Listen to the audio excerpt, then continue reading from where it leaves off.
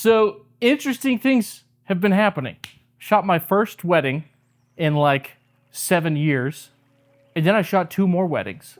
And I'm not really a wedding videographer, but I learned some things, okay? I learned some things, I'm gonna share them with you, and this is gonna apply to all forms of filmmaking, all forms, okay?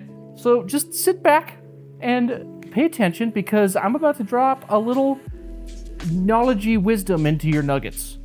Never saying that again. I had some cousins getting married and an uncle getting married this summer, and they all conglomerated into the same summer.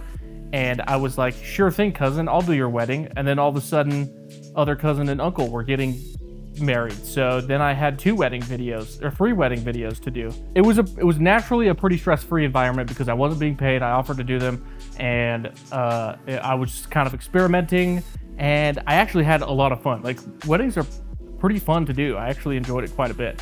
I'll share some of the footage from some of them in this video here. Anyway, let me just tell you the story about this first wedding and the big old honking lesson that I learned. I was like, okay, we're gonna have ceremony, we're gonna have toasts, we're gonna have dancing, we're gonna have all this crap. So I need to bring as many cameras as possible. So I rolled up there with 5 cameras, okay? I had my Lumix S1H right here. I had my Z6iii right there. I had my ZF. I had my A7S III, and I stole my FX3 from work. So I had 5 cameras and like an exuberant amount of lenses, and it was just disgusting, okay? So I roll up with this, I absolutely just engulfed in gear. I got like my backpack on and my Pelican case, and I'm carrying like an elephant in this arm, and I got Dwayne Johnson in a headlock in this arm. So I roll up to this wedding, and I start like setting stuff up. I set up a couple cameras for the ceremony, and then I kind of just realized, holy crap, I went overkill. By the end of the night, I used my 2 Sonys as to capture the ceremony, and then I pretty much just used my Z6iii for the rest of the night. And not only that, but I only really used a couple of lenses. I brought a full set of vintage glass. I brought the Mirror 37 that's on this camera. I bought the Helios 58 that's on this camera. I brought my Jupiter 85. I brought my Nikkor 50. I brought my Nikkor 60 macro that's a vintage. I brought my Nikkor 40mm f2 with my ZF. The 24-120 for my Z6iii. I brought a Sigma 24-70 and a Sigma 70-200. And out of all these lenses, I pretty much used 3. I used my 24-120 f4, I used my 24-70, and I used my Sigma 24-70, and I used my Sigma 70-200. And that's pretty much the only lenses that I used. And the only reason I used the Sigmas is because they were capturing the ceremony. So this is kind of the truth bomb that I discovered. I don't pack unnecessary gear when I'm going to do commercial shoots or interviews or things like that, because I'm confident and I know what I'm doing, so I don't feel the need to overcompensate with exuberant amounts of gear. This is how I'm gonna connect this to other forms of filmmaking. If you could see where I'm going, leave it in the comments that you're a straight up G and that you would like to slap me on my little cheekies, face cheeks. I know what you're thinking. No. Looking at you too.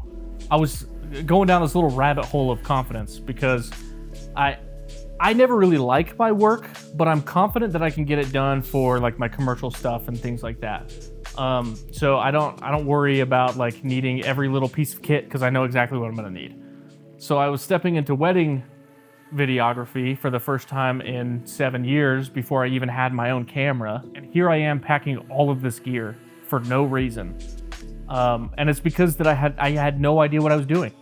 So I think that's one of the things that fuels my gear acquisition syndrome, my gas. So like a lack of confidence, I feel, is what fuels a lot of people's gear acquisition syndrome, their gas.